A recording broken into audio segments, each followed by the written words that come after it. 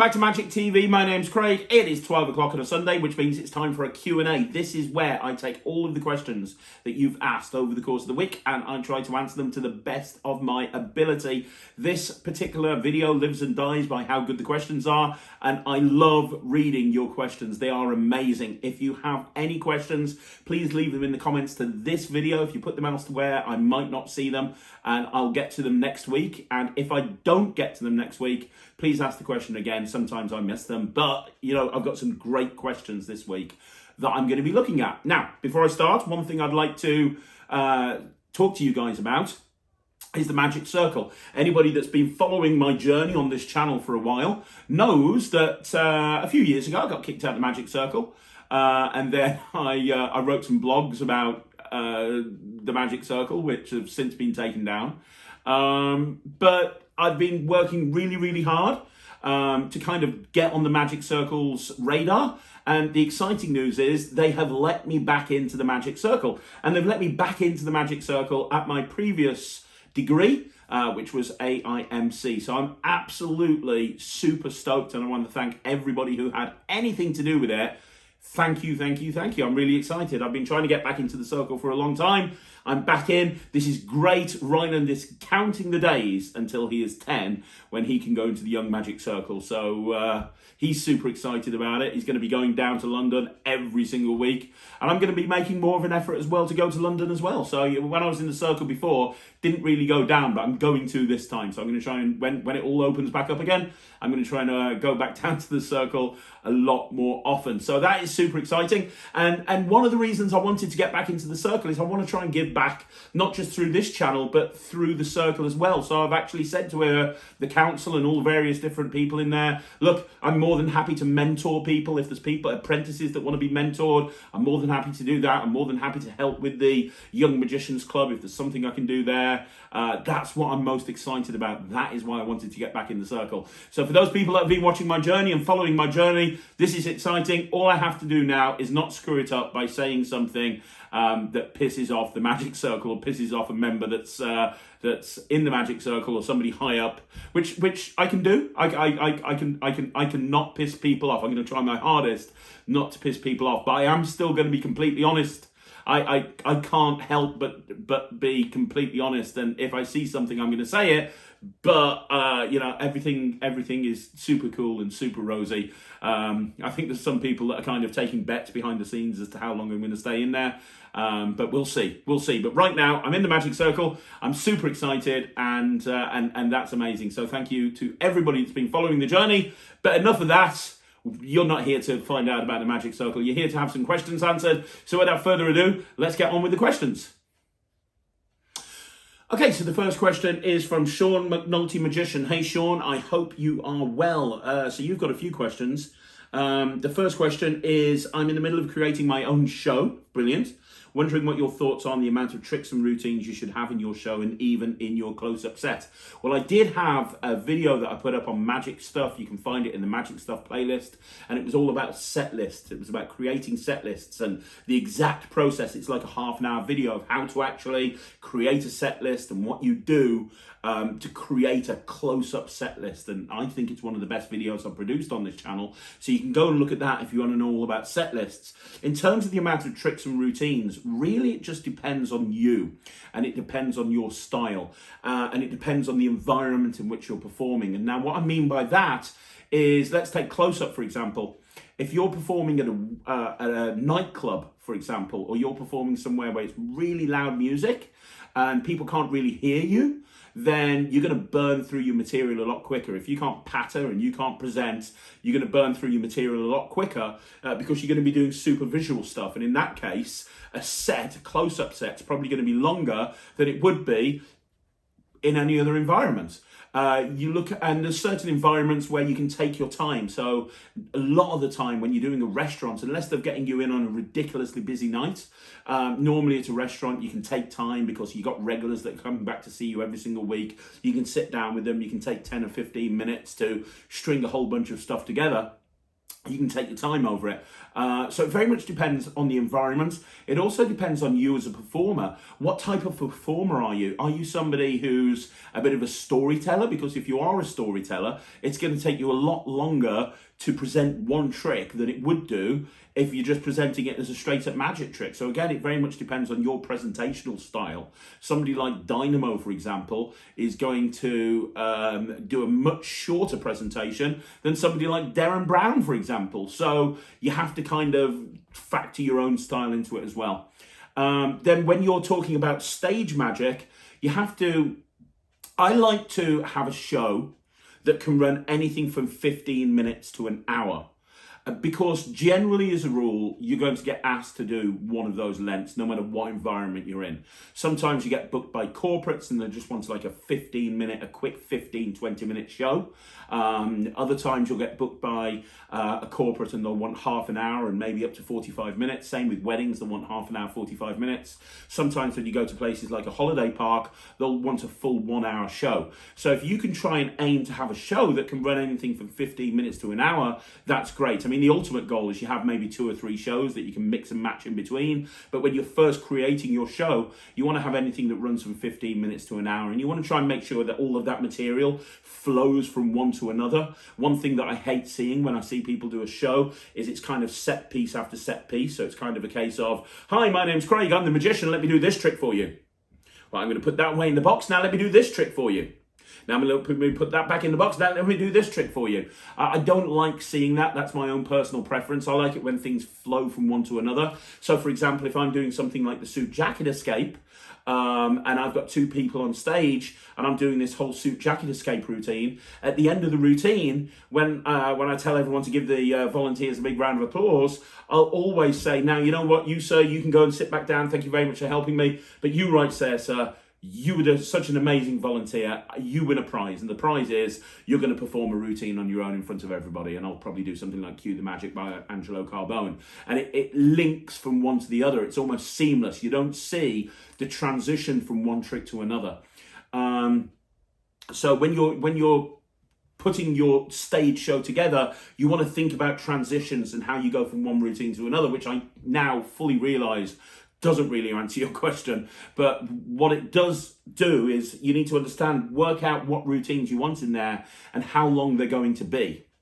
And understand that when you first put a trick in your show, it's probably going to take a lot less time than it would do when you've worked it in, if that kind of makes sense. Because once you've had a routine in your show for a while, and it's been in the show for a while, you'll add bits of business, you'll add patter lines, it'll just naturally extend. I trained somebody to do a stage show a little while ago, just before COVID, and I put this whole show together for them, which was designed to run an hour, and I said it's only running half an hour, and I said that's because you're just not giving it enough time.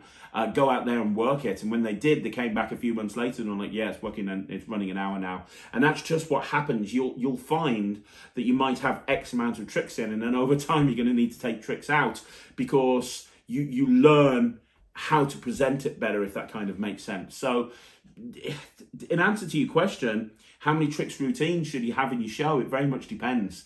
Figure out how long your show needs to be, and that's really going to be dictated by the booker, and then work out what the best tricks are to put in your show, and then that will give you the answer. You know, when I do suit jackets, it's a 13-minute routine.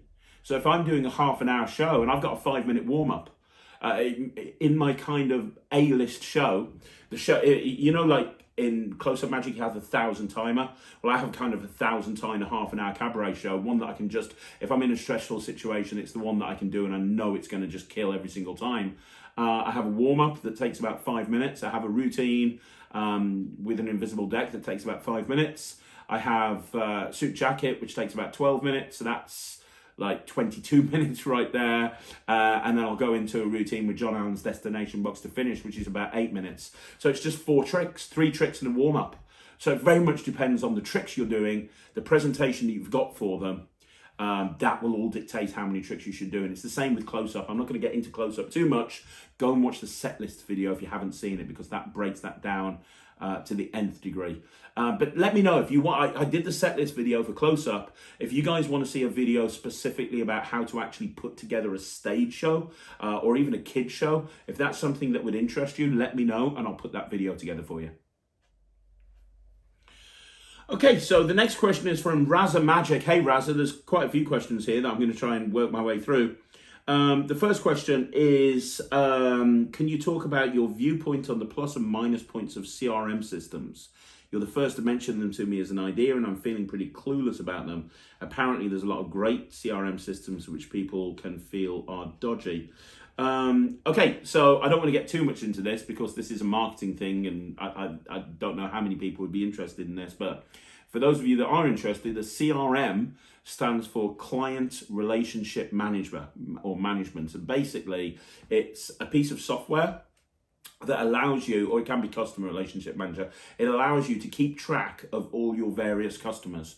And a good CRM will allow you to keep track of absolutely everything. Now, I use a piece of software called Infusionsoft by a company called Keep.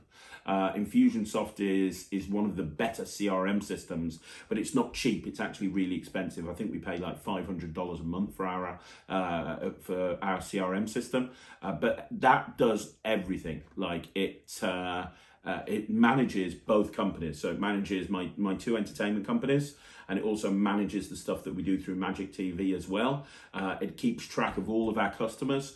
And I can search by customer. So anybody who's filled in the contact form on the Magic TV website, if you're interested, for example, if you've marked that you're interested in Netrix, for example, it stores all that information. So I can just go in there and I can do a search for anybody who's shown they're interested in Netrix. So when it launches, I can send an email out to everybody, or I can send a text message out to everybody. So I can do text marketing, I can do email marketing, and I can go really deep into the email marketing. So I can create lead magnets, and I can have people emailed, and I can have that information dripped out to them. So I can have an email go out every single week, or if somebody clicks on something, I can even go so far as to send somebody a video by email, they watch it, and I can tell at what point they've stopped watching it, and that will feed back to the CRM system, and it will automatically send them an email saying, hey, I noticed you only watched X amount of this video. Weren't you enjoying it, or whatever it may be? So Infusionsoft can do pretty much anything. Like, it can do absolutely anything, and I can search for customers on there. I can take payments on there. All of the payments that are done through our company are done via Infusionsoft, and it's done automatically. So when somebody books in, they get sent an email, they click on the link in the email and they pay via the link. And the balance emails that are sent out a couple of weeks beforehand, they click on the link and they pay the balance, and it's all done. Using Infusionsoft properly is like having an extra member of staff in your company. It really is. Now, for most people that are watching this, Infusionsoft is probably too big a deal. It's probably something that you don't need unless you're turning over probably over $750,000 a year. You're probably not going to be wanting a CRM system of that capability. But I do think it's important, if you're a professional, if you're somebody who's a professional magician, and I've talked about this on the channel before, you have to approach your business as a business. And the problem with magicians is, in this wonderful world of showbiz, they spend too much time working on the show and they spend no time working on the biz. So, there'll be magicians that spend 10 hours a day, every single day, working on their double lift or their pass, and they'll spend no time at all working on the business side of things. And you'll find that the best and most successful magicians, the Leaf Smiths of the world, they are the ones that have really mastered business. And in order to master business, you need to have a good CRM system. You need to master the concept of email marketing and communicating with people. Gigio is a really good, I've never used Gigio, but I've heard nothing but good things about it. It's designed specifically for magicians, and it does a lot of the stuff that Infusionsoft will allow you to do. So it allows you to keep track of your bookings. It allows you to email people and give them reminders about things, and just keep in touch with them before a gig. It does all of that stuff. Gigio is a really great thing that you should maybe get into, but when you start doing gigs, you want to kind of have something like that. A good tool that you can use is MailChimp. If you don't know what MailChimp is, you can sign up for a free account on MailChimp, and it has some basic automation in MailChimp. So what MailChimp allows you to do is create sign-up forms that you can put on your website. Or you can put them on your social media, or you can send a link out directly to people. And these sign-up forms allow people to opt in to whatever it is that you're wanting them to opt into. And then you can drip information out to them over time, and you can set that up inside MailChimp. You can create a database of people, or you can create a list of people that you can then market to. So for example, to give you a real world example, if you're at a wedding fair, I see so many people that go to a wedding fair and they don't data capture. They don't take any information from people. They don't follow up with people afterwards with an email. They literally just go to the wedding fair and hope to get some bookings. Well, one thing that you can do is you could create a sign-up form on MailChimp that's on your laptop or your iPad or your phone. And when you're speaking to people at a wedding fair, you say, hey, I'll send you some information about what I do, and I'll send you a video of me performing at a wedding. Can I just take your email address? And you just take their email address, put it directly into this form, and then that you can have the automation set up so that immediately they get an email saying, hey, really nice to meet you at the wedding fair. Or the other thing that you can do is you can put a delay timer on that. So you can, because if they had an email going out immediately, they'll know it's automated and therefore it's not personal. But you can put a delay timer on of like 7 hours so that anybody who meets you at the wedding fair, they're not getting an email until 7 hours later, which is when they're going to get home after the wedding fair. And you can send them an email going, hey, I hope you had a good time at the wedding fair. It was great to meet you. Here's the video I promised you, blah, blah, blah, blah, blah. And you can have a call to action in there, and then you can have a follow-up email and a follow-up email. And as long as you're being GDPR compliant, you can get really creative with the stuff that you send out to people. And that can all be done for free from MailChimp. So if you're wanting something free that you can play around with, I'd go with MailChimp. If you're wanting something to manage your gigs, I'd go with Gigio. So hopefully that answers the question. I am going to be doing a YouTube channel. I talked about this a little while ago. When I hit 10,000 subscribers on Magic TV, I'm going to set up a YouTube channel specifically on marketing for performers. I tried to do a marketing for magicians video when we first set up Magic TV, and nobody watched it. Nobody cared about the marketing. So I ended up not doing it and replacing it with a 5x5. But I do love marketing. It's a passion of mine. So I like the idea of having a YouTube channel for marketing for performers. So when I hit 10,000, in business, you got to have a goal. My goal is when I hit 10,000 subs on this channel, I'm going to open up another YouTube channel, and it's going to be specifically for marketing for performers. And I'll be talking in depth about all of this type of stuff, CRM systems and YouTube growth and anything that people want to know about, I'm going to be talking about in there. So if you want to see that, get your friends to subscribe to Magic TV, because as soon as I hit 10,000, I'm going to launch that YouTube channel immediately. Okay, so the next question is by Raza again. Hey Raza, and the question is, can we get your advice on putting together some kind of beginner-friendly 30-minute online show and or similar if possible in terms of tricks, marketing and equipment-related setup? I did do a video on this a little while ago, but it was specific to kids shows. Some people are out there saying that virtual shows are dead. I completely disagree. My company, I'm filming this on Thursday. So this is being filmed on Thursday. It's currently, why am I looking at? I've got a tattoo watch and that's it. It's currently 6 o'clock, so I know what the day's sales figures are, and 20% of our bookings have been virtual gigs. I took 2 gigs for myself today, both virtual conferences. So people are still booking virtual gigs. Don't think that people aren't. I talked about this with a couple of pros a little while ago. And I think that virtuals is always going to be here from now on. And it's just going to be an option that people have on the website. So you've got like wedding magician, conference magician, close-up magician, Zoom magician or virtual magician. I think that option is always going to be there. So I think it's always useful to set up a virtual show. And the bigger piece of advice I can give you, Raza, and anybody else who's interested in this, is just do it. I spoke to people right at the beginning of the first lockdown back in 2020 who were like, yeah, I'm going to put a virtual show together. I put our virtual show together. Literally, we were doing our first virtual shows on the 23rd of March 2020. The day after lockdown, or the day of lockdown, we were starting to do virtual shows.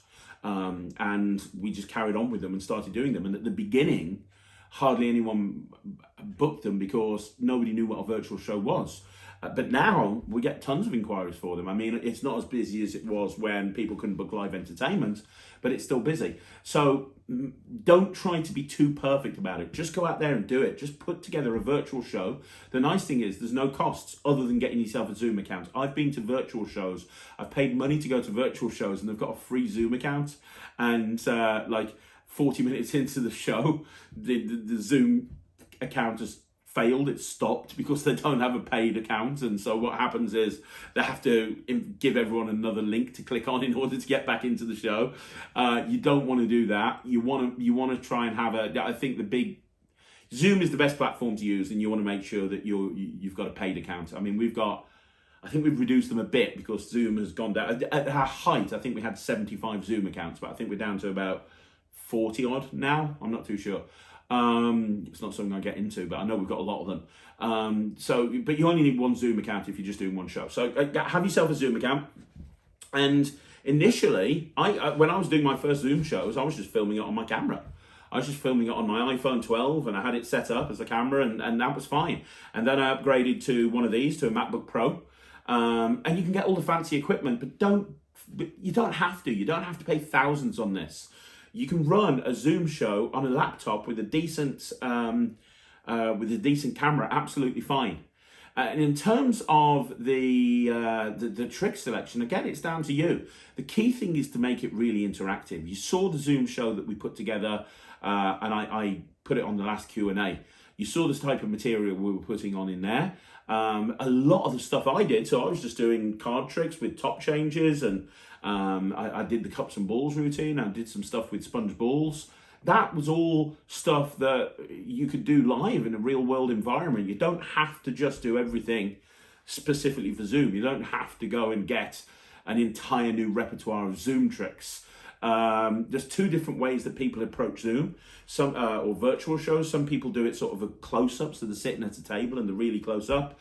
That's not how I do as a virtual show. I like to treat it as more of a cabaret show. So I'm at the front, standing up, and I'm treating it almost like a stand-up show, and that allows me to do stuff like egg bag, chop cup, cups and balls, linking rings, that sort of stuff, which I think really kind of works well in that sort of environment. But the big piece of advice I can give you is don't procrastinate. Don't wait for the right type of equipment. Don't go, I can't do a Zoom show because I need to save £1,000 up to get a camera. Just do it. Just do it. And the nice thing about it is once you've got that Zoom account, you can play around with the settings. There's so much it's capable of, and you can put on free shows to practice. You can just say to your friends, hey, I'm working in this show. Can you click on this link? I'm going to do a half-an-hour show. I'd love to get your feedback. And you can do that with different groups of friends. And then when they turn around to you and go, yeah, this is really good, then you can start charging for it. There's still a market for Zoom shows right now. You know, we've got another Zoom show that we're going to be putting on, I think, in June, I think it is. No, it might be July, I don't know. But we've already had 50% of the tickets sold just by sending an email. So, yeah, don't procrastinate. Just do it, if that kind of makes sense. Just go out there and just do it. And don't worry too much about the equipment. Don't worry too much about the trick list. Just make sure you make it really interactive, so that the people are interacting with you the entire way through. Constantly have them involved in what you're doing, and make your mute button is your friend. You want to make sure that everyone stays muted unless you want to speak to a particular person, because if they're not muted, the background noise will kill the show. It really will. And it's not so much about the person that's watching, it's about the background noise, the doorbell ringing, the dog barking, that sort of thing. So those are the big pieces of advice I can give you. I did a video on this with advice on how to set up a kids show through Zoom. So you can have a look at that, because a lot of the information is transferable, but I am planning on doing a video on how to create a Zoom show for a kind of an adult audience. So look out for that. Okay, so the next question is by Sean McNulty Magician again. Hey buddy, during this time of the pandemic, should you still avoid handing any props out? What if not, what routine? And if not, what routine could you do for the bride and groom? Right, okay, got it. Yeah, you know what? I've done quite a few shows now, quite a few close-up gigs, and I think you're talking about close-up gigs here. I've done quite a few close-up gigs, and they all really vary. I did one gig, and everybody was outside, and they were all wearing masks, and they were all really wary. But that was kind of standalone. The majority of the gigs that I've done have been that everyone's kind of, it's almost felt like everything's back to normal. I've been doing mainly garden parties. I've done a couple of gigs indoors. I've done 3 or 4 of them actually now, but the majority of stuff that I've done has been garden parties, and everyone's acting like it's pretty much normal. And nobody is socially distancing. I tend to arrive at the gig in a face mask, and I ask them, if I'm outside, I ask them if they want me to wear it. If they're inside, I'll wear it, obviously, but if I'm outside, I'll ask them if they want me to wear it, and if they do, I will. If they don't, I won't. I think only one group of people said, yes, I want you to wear it. Pretty much every other gig I've done, no one's been wearing a face mask, like, at all. It's very relaxed, or at least it is at the gigs that I've been to here in the UK. Obviously, there's certain tricks that you can't do, or you shouldn't be doing anymore at the moment. Stuff like card in mouth, reaching into your mouth, that sort of stuff. That's kind of like a no-go at the moment, right? And I'm not doing like coins across into the spectator's hand or holding their hand or anything like that. I'm still doing coins across, but I've just routined it slightly differently, if that makes sense. And I have no problem touching props. I mean, I have some hand sanitizer with me, and I openly make a deal of sanitizing my hands. I absolutely love the mask. We're going to review this on the show soon, but I love the mask, the kind of the silk vanish thing that's designed to look like a mask. That looks great, because that's a fantastic opener when you're doing these sort of gigs. And there's so many different ways you can do it. You can make a mask appear, you can vanish it, so that's really cool. But in terms of giving out props, I think you just have to gauge it on the audience in which you're performing for. You know, some audiences are just going to have absolutely no problem with it. Other audiences will have an issue with it, and you just have to be mindful of making sure that you're doing what the client and what the client's guests want you to do, if that kind of makes sense. And there are ways of, although I don't have a problem with, you know, when I first started thinking about socially distanced magic, I was thinking, well, I can't have anyone pick a card. I'm going to have to write their signature on them. But it's not like that. You know, that people can see that I'm regularly sanitizing my hands. I'll have someone pick a card and write their name on it, and it's absolutely not a problem. But if I'm in an environment where people are being cautious and they're asking me to wear a mask, then I probably won't, if that kind of makes sense. So it very much depends on the audience. And in terms of the bride and groom trick, every wedding I've done since reviewing it, I've done cube in bottle, because I can do that just with the bride and groom. So I can have them hold on to the bag, and I can come here and smash the bag, and then I can reach in and take it out and give it to them and just put the bag away. And it's just great. It's almost like it's felt like it's been inside the bag the entire time. That's my new go-to bride and groom trick, if to be honest, because I think it's absolutely amazing, which is why I bought a ton of Cuban bottles. But yeah, I think don't worry about it too much. Just get out there. Don't worry too much about. Obviously, you don't want to take the mick. You don't want to be going into venues and refusing to wear a mask and getting into trouble or anything like that. That's not something you want to do. But if you're outside, like the majority of my gigs have been, you just want to gauge it on the people that you're performing it for, and you want to gauge it on the audience that are there, if that makes sense, and what the client wants you to do. So I hope that helps. I hope that makes sense. But the big thing I'd say is just get out there. Just get out there. So the next question is by Mr. Harmon. Hey buddy, hope you're well. And the question is, can you do a deep dive on the different wallets and the pros and cons of each wallet? Also, what wallet do you think is better for taking to a gig, the Nexus wallet or the Stealth Assassin wallet? Okay. I'm going to do a video on this. I'm going to do a magic stuff on this because this is something that everybody wants to see, it seems. So let me, but I'm going to give you a very brief synopsis. So let's just talk about the main wallets that people are playing around with at the moment. Excuse me. Nexus wallet. So the Nexus wallet is the latest wallet on the market. What are the pros? The pros are that it does an awful lot. It's got a really clever peak in there. Javier talks about 10 different ways of actually doing that peak. It's got that really nice ID change, which they could have marketed as a separate product, where the ID card just vanishes out of your wallet, or it disappears into your pocket. It's just incredible. It looks absolutely amazing. And obviously you've got a really nice card to wallet built into it as well. And the card to wallet can be worked from the pocket, or it can be worked from the table, or it can be worked from the spectator's hand. So those are the pros. It's also got the money clip in it, which has the ability to be able to do out to lunch. The problem with it is, apparently, I haven't had this at all yet. I've been using this a lot and I've not seen any wear and tear at all. But apparently, because it's not made out of leather, there are issues with a couple of people's wallets starting to look less perfect than they're meant to be. Maybe they're getting a bit scuffed, or they're getting a bit ripped, which is obviously not good. So that's something you need to bear in mind. As I say, when it comes to quality of wallets, I have no idea. But my wallet, all I can tell you is my wallet has been going fine, but I have heard reports that other people's wallets are starting to get a little bit messed up, and that's not good, especially when you've paid a lot of money for that wallet. So that's the main negative that you need to consider. You need to look after it, and you need to treat it well, I suppose. But it's a great all-rounder wallet. If you want to, I mean, the other thing is my wallet looks a bit bulky because I've got my business cards in there, I've got gossip in there, I've got my credit cards in there, I've got a whole bunch of stuff in there. And because of that, it looks a bit bulky. So maybe that's a negative as well. But I mean, there's so much you can do with it. That's a big pro. The Shadow wallet, the pro to the Shadow wallet is the absolutely incredible thought of card routine that's built into it. It's just so awesome. I love the thought of card routine. It's great to have a wallet with me. I don't have to do anything. I can literally just say, hey, blah, blah, blah, blah, blah. I've got my wallet here. I reach in, there's a folded up card, and it's the card that they're thinking of. Incredible. I also love the peak with the wallet as well. Very different to the Nexus wallet peak, but also really clever. And with both the Nexus and the Shadow wallet, the instructional download that comes with it is brilliant.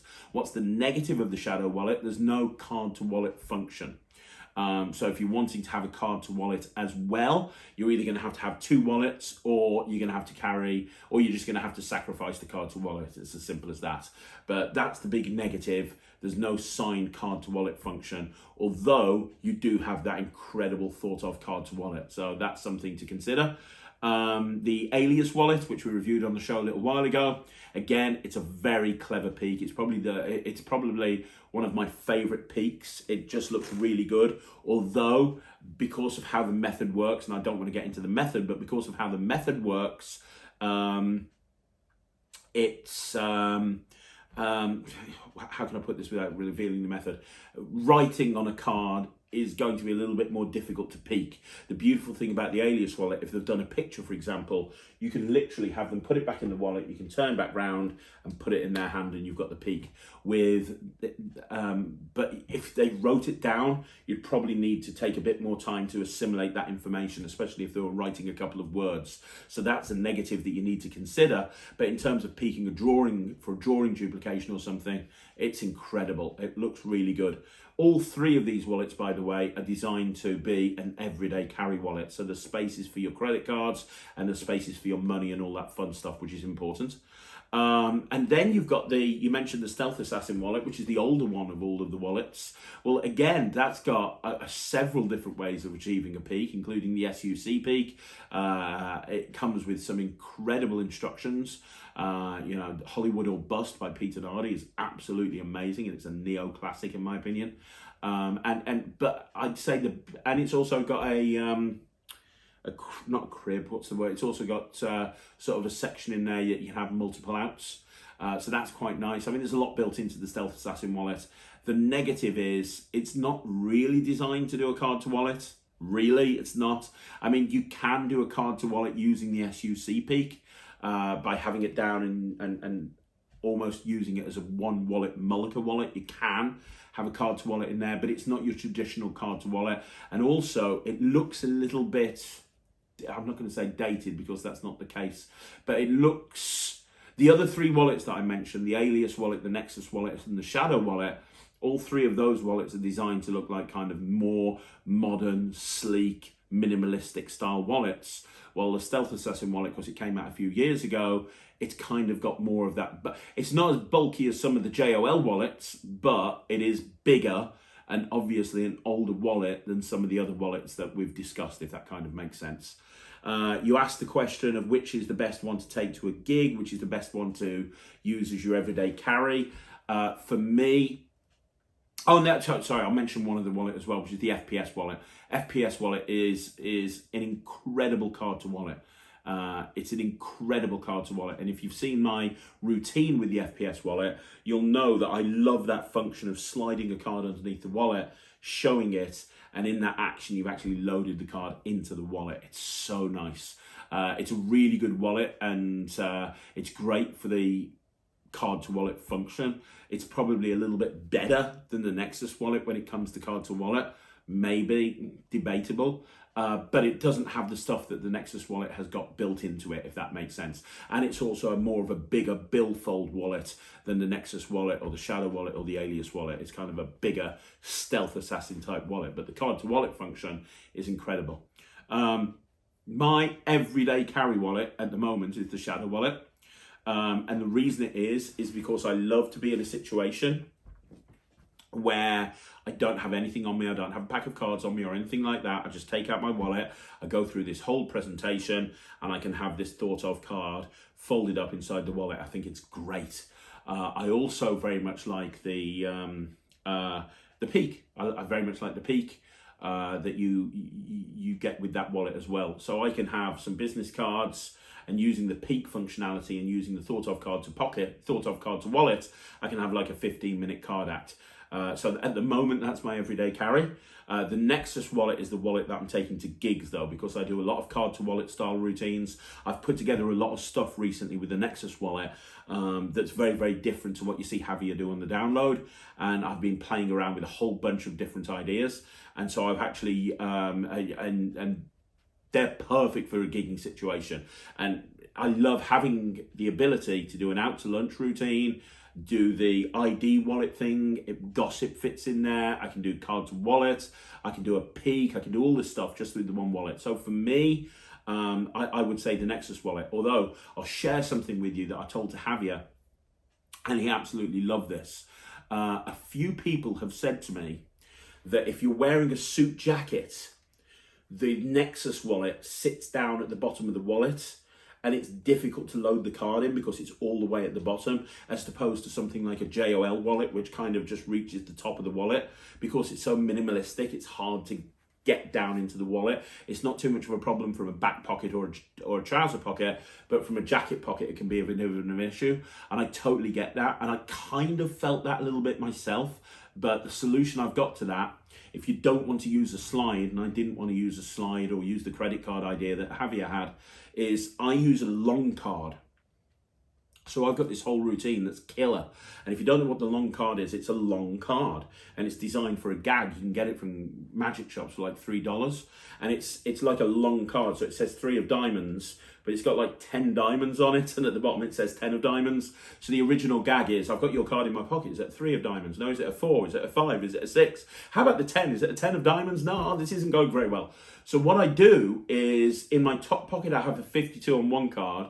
And in my my jacket pocket, I have my Nexus wallet, and I also have the long card that's going into the Nexus wallet, and that is serving as the guide. So I have someone pick a card, they sign it, they control it, I control it to the top, and as I'm talking to them, I'm saying, hey, I think I've predicted your card. I've got it in my pocket. My hand goes in with the palmed card. Because of the long card, it goes straight into the wallet because the long card sticks up over my jacket, which is amazing. It goes straight into the wallet, and I just bring this long card out and I go, I got your card. Is your card the 3 of diamonds? No, it's the 4, 5, 6, 7, 8, 9, 10. No, it's not. Oh my gosh. And now I've took the long card out, put it down. They think that's a gag, but it's allowed me to load the card into the wallet, and it's done so in quite a funny gag. Then I say, well, hang on, I can tell you're not impressed by that, but if I told you I had your card in my pocket, would that be good? If this had your card on it, would that be great? Yeah, it would. Well, they're all on there, so it's got to be on there somewhere. Again, gag, they love that. And then I go, well, you know, and I go into the card to wallet section where I've got the card in the wallet. So for anybody that's got the Nexus that is having trouble with that load directly into the wallet, use a long card and it works really well. But there you go. I'm going to do more of a deep dive on this at some point, but that's kind of an overview of the different types of wallets and the different types of what I think of all of them. For me, the two best ones are the Shadow and the Nexus.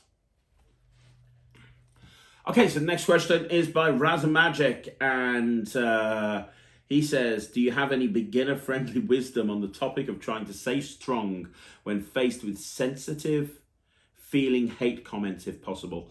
Apparently, hate comments tend to often stem from feelings of jealousy, hidden insecurities, and considered more of a reflection of those classed as haters, keyboard warriors, and two-faced, etc. Yeah, I mean, my attitude is really simple. You know, I probably let people's comments get to me more than I should do. And I that's my issue that I need to kind of get over. But in an ideal world, what you want to do is you want to just laugh at these people, because generally as a rule, and I can't think of an exception where this hasn't been the case, generally as a rule, anybody who leaves a comment for you that is a hateful comment, and I've had so many of them over the years, they are always doing it from a fake account, or they are completely no one knows who they are, like, at all. Every single YouTube hate comment I've had are for fake accounts. Normally they've got no comments, no subscribers. You can tell they've just been set up, and it's how sad is somebody that they have to set up a fake YouTube account to make a comment that's designed to make people feel bad about themselves, just so you won't know who they are. And it's the same, I've had emails, I've talked about it in the past on rant videos, I've had emails from people who have said some really mean stuff. And I'll tell you right now, they come from fake email addresses, because these people, they just haven't got the guts to say who they really are. They haven't got the guts to say who they really are. And I've talked about this on the channel all the time. And the one thing, the big piece of advice I could give you is just ignore it. And it's hard. I know it's hard. It really is hard. But the best piece of advice I can give you is just ignore it, because people talk about you behind your back for a reason. They are behind you.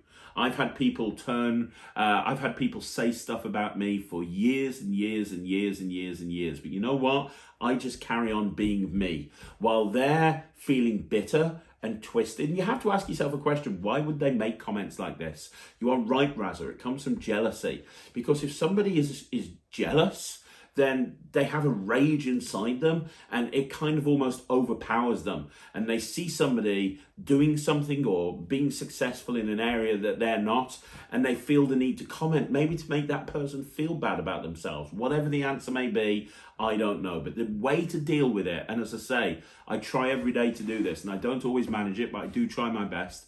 The way to deal with it is just to not let the comments get to you. Try not to read them. Sometimes there'll be comments that are made on this YouTube channel, and Sarah will see them and delete them before I even see them, because she knows that I'll read them and it'll piss me off, and I'll be like, right, I'm going to do a rant video on that. And she says to me, she says, don't give them the time of day. Don't give them the time of the day. You know what they're wanting? They're wanting to say something to you that's going to piss you off enough to make a rant video, because then they've got their way. You've acknowledged them. The way to deal with these people is to not even acknowledge them and just laugh about how pathetic they are. You know, and that's really good advice. You know, I've got a good life. I'm happy with my life. You know, if they're not happy with their life, well, that's their fault, and only they can do something about it. And so don't let these people get to you. That's the big piece of advice I can give you. So the next question is from Stupid Stop Motion. Love that. How you doing, buddy? The question is, given your passion for both magic and marketing, have you ever worked as a grafter or a pitchman for Svengali decks or other trick decks? Thanks. Yes, I have, in many places, in many times in my career.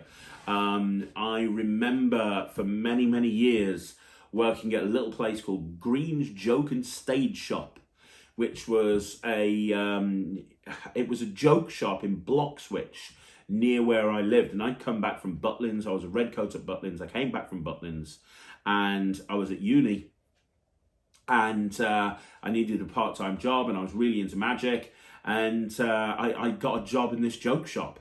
And how I got a job in the joke shop is I kept going in there and buying magic tricks. And he didn't really know anything about magic tricks. The guy, Jim, who's passed away now, unfortunately, the guy, Jim, who ran this place, it was primarily a fancy dress shop and sold masks and pyrotechnics and anything to do with that sort of things, and jokes and novelties. And he had a little counter for magic, but he didn't really know what they were or what they did. He just got it in case anybody wanted them.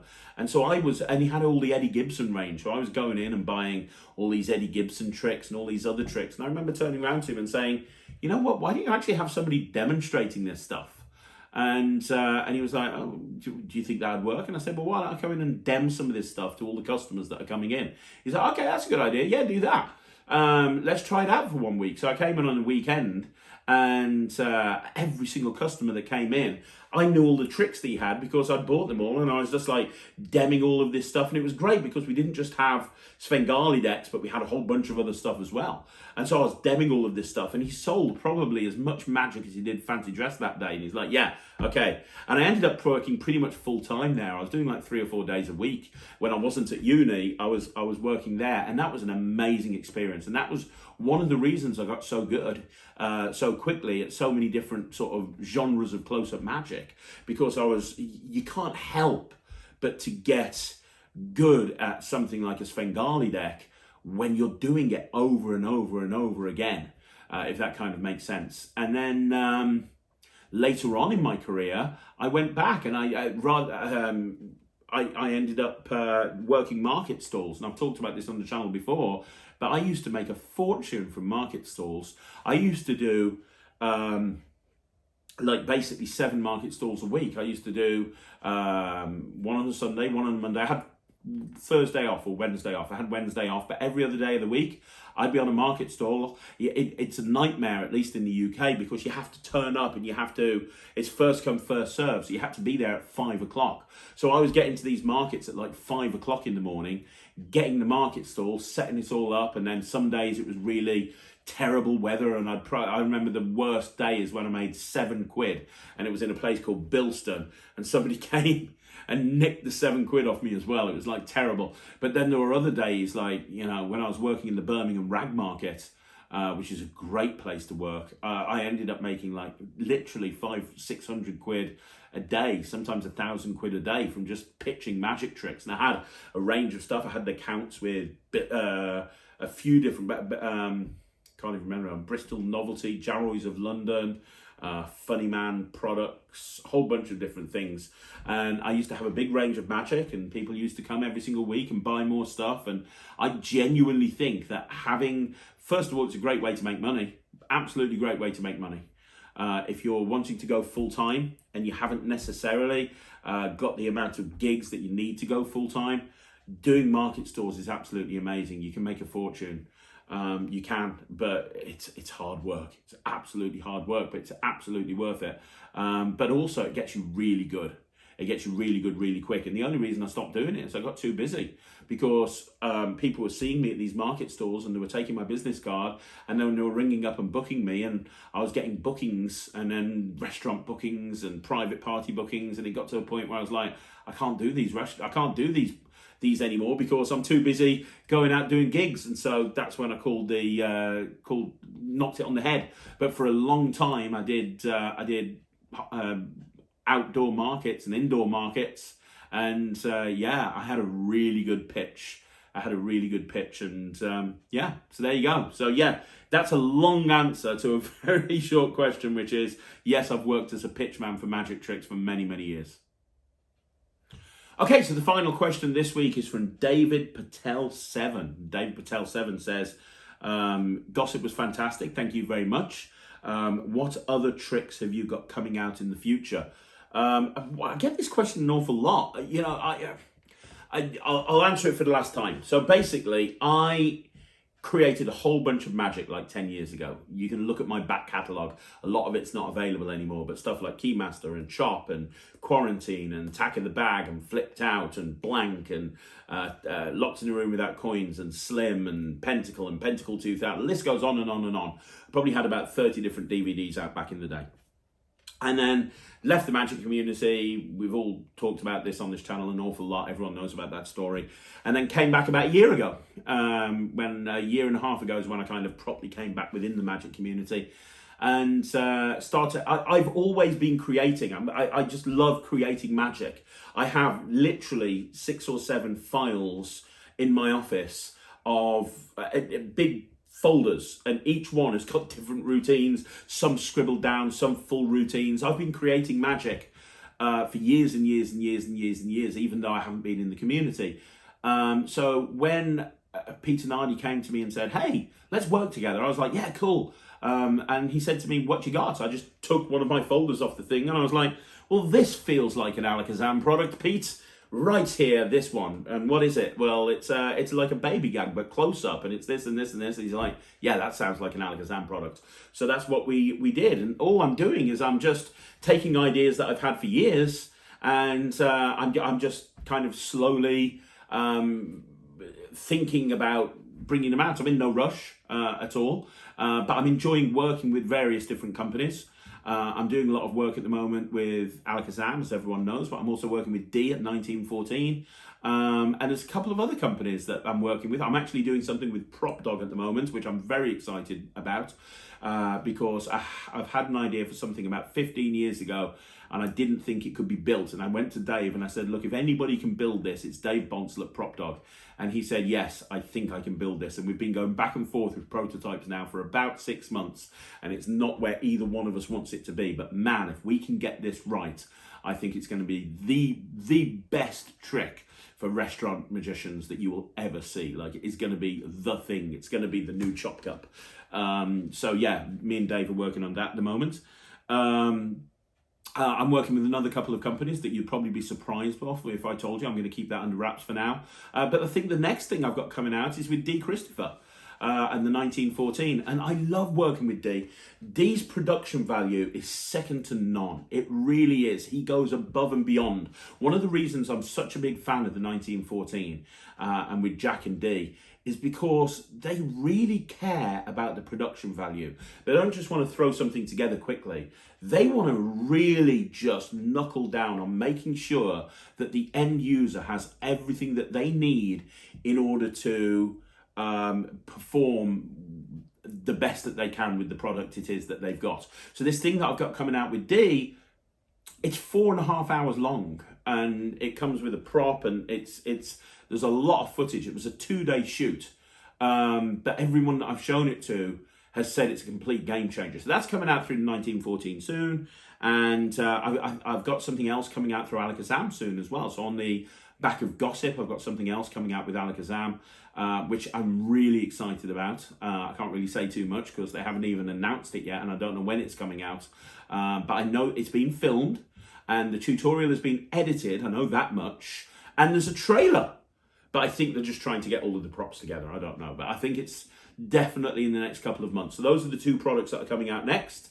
And I'll have more announcements down the line. I have more big announcements coming out down the line. But obviously, the thing that I'm most excited about, above and beyond all of that, is Netrix.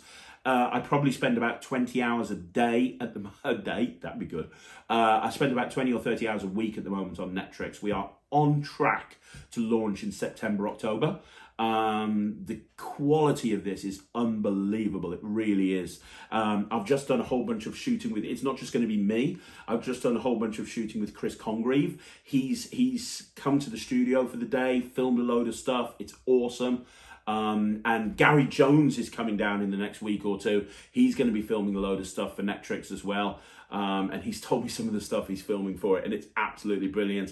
And I've got some other names that I'm speaking to as well. I mean, this is going to be, I want it to be, I'm not very good at, I'm not trying to, right, let me try that again. Magic TV This is the YouTube channel that I always wanted.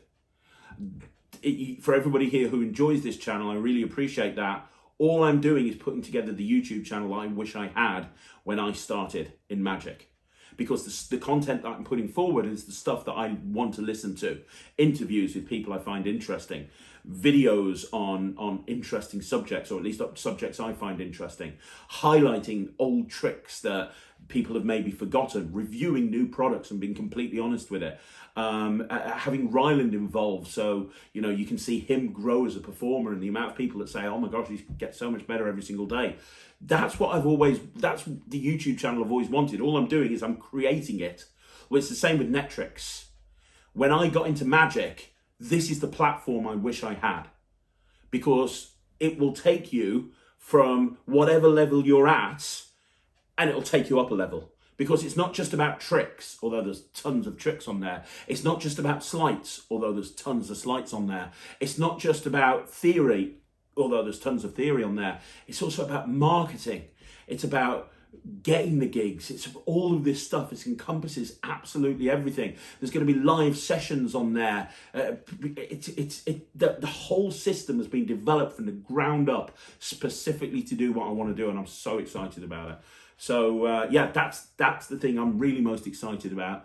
But a lot of the products I'm bringing out, I'm just really excited for you guys to see that. So I just love Magic. I just love Magic. So there you go. That's a long answer to another short question, but I hope it helped. Okay, so the final question. There is one other question that I missed from before, and I'm really sorry about that. The final question I've got is from Tyler Lunsford Magic. By the way, if you haven't subbed Tyler's channel, please do so. He's one of my favourite YouTubers. He's absolutely amazing, and he deserves more subs. Tyler, love you, man. Do you think new Magic stores have a chance in today's Magic retail market, or do the current main Magic shops have the market on lock? Well, you know what? I think that there's always an opportunity. You just have to come into it in a different direction. If you look at, yes, I mean, there's a lot, the big boys these days, the Penguin Magics and Theory 11s and Illusionists and so on and so forth, they do have a big market share. But the nice thing about this new digital world is everything's a level playing field. Suddenly I can open up an online shop, not that I'm going to, but I could open up an online shop, and I can very easily get on the radar of anybody all over the world. I think that anybody, to answer your question, do new Magic stores have a chance? I think that yes, but I think that what they need to do is they need to have a different approach. Now, let's take 1914, for example, because even though they're not a Magic dealer, they're not a Magic shop, they're a Magic producer, and they sell their own tricks. But you could argue, is there space for another Magic producer? With all of the different Magic producers producing Magic all the time and so much new stuff coming out, is there room for another Magic producer? Well, D in 1914 have shown that there is. He's smashed it out the park with every single product he's brought out. I know how many he's selling of all of his products, and he's absolutely killing it. And what did he do? Well, he said, I'm going to really focus on the production value. So while some other companies are just doing a crappy little video that they've shot together really quickly, what's D doing? Well, I've got a project coming out with D soon, and it's a lottery prediction. And we're in the middle of organising a shoot on it. And he rang me up and he said, okay, so we're just sourcing places to shoot this. We're thinking like an old, disused bingo hall. What do you think of this? Because I think that would work really well. And I'm like, D, that just blows me away. You know, any other Magic company that I know of, they'd just have me come into a studio and like, right, okay, film this really quickly, can you? Fantastic, great, let's get it up online. But you're like hiring venues. It's the same, I just talked about this trick that I've got coming out with D soon. He hired an entire venue just to do that shoot. Yeah, look at the Louis Lavelle Revelations project. He hired some caves because he thought it'd be atmospheric and it'd fit in with Louis Lavelle. That's taking the production value to the next level. And that is what has caused D to stand out above everyone else, the production quality. And that's why he's killing it right now. Well, Magic shops can do the same thing. You can have a Magic shop open up and you can make a difference, but you have to you have to come up with something. You can't just do the same thing as everyone else. You know, it's that old expression, isn't it? You can't be the market leader by copying the market leader. You know, if you're going to come in, I don't know who the market leader is. It's probably Penguin, I imagine. But you can't be the market leader by doing everything Penguin's doing and having a website that's almost identical to Penguin and then having the same thing that Penguin does and the top 10 and this and this and this. That's not going to cut the mustard. You have to come up with your own thing. You have to come up with your own way of doing things that makes it unique. And I don't know what that is because I've got no interest in opening a magic shop. But there has to be that element there. You have to, it is so important to try and stand out from the crowd. And how are you going to stand out from the crowd? Now we're getting into the business side of things. You can go into any industry and you can dominate that industry. I remember when I decided that I wanted to open up a children's entertainment company. Well, they told me that there was no way a children's entertainment company would take out the big boys. Well, we did. We're now the #1 children's entertainment company in the UK. No one touches us. Well, that if I'd have listened to everyone's advice when they said to me, well, no, you can't do this, I would have gone, oh, okay then. But we did things our way. We did things differently to everybody else. You know, we looked at the market leader, and the market leader at the time was focusing on discos. So we put no emphasis on that at all, and we focused on magic because that's my background. That's our USP. Magic became our USP. We spent a fortune on magic tricks for all of our entertainers. We wanted our entertainers to go out and do the best magic show they could possibly do. You know, what can you do to stand out? What can you do that's different? Do a competitor analysis. Look at all the other magic dealers. Figure out what their pros and their cons are. What are their strengths? What are their weaknesses? And then figure out what you can do that will make you stand out from the crowd. That's all it is, really. So there you go, guys. That is another Q&A in the bag. I want to say thank you very much for watching this Q&A. Now, stick around because at 9 o'clock tonight, we have a review show special with the one and only, the legend, Mark Oberon. He's going to be on the channel. I'm doing an interview with him talking about E-Wave, his new trick that everyone's talking about. I'm also going to do a full review. Mark's going to perform the trick. I'm going to perform the trick. By the end of this performance and review, you guys are going to know whether or not E-Wave is a trick that you want to buy. So that's going live at 9 o'clock tonight. And then on Monday, we've got 3 videos. At 2 o'clock, we've got shorts. At 6 o'clock, we've got a live. And at 9 o'clock, we've got a Talk Magic. No, we haven't. We've got a 5x5. On Tuesday, we've got a Talk Magic. I'm going to give you a heads up and let you know who the Talk Magic is as well. It's going to be Paul Rohamani. That's the guy that created Vanish magazine. That's the guy who he's dominated the cruise ship market. He's created 50 or 60 tricks. Every 80,000 magicians read his Vanish magazine. You know, his Charlie Chaplin act is legendary. Well, he sat down with me and we had a really good chat and some amazing advice. And that's going to be going up on Tuesday at 9 o'clock. So look out for that. Outside of that, make sure if you want to see more videos like this, you like the video, you subscribe to the channel, you leave a comment down below, and I'm going to be back again soon with another video. Thanks very much for joining me here on a Sunday. Have a great day. My name's Craig from Magic TV.